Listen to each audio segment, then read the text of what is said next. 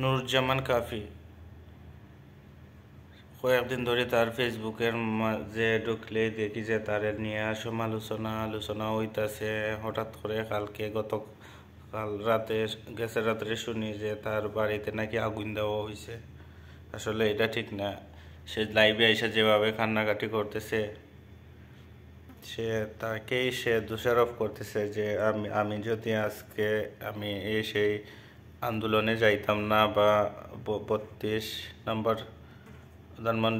নম্বর সেক্টরে যাইতাম না, তাইলে এমন বিপদ আসতো না।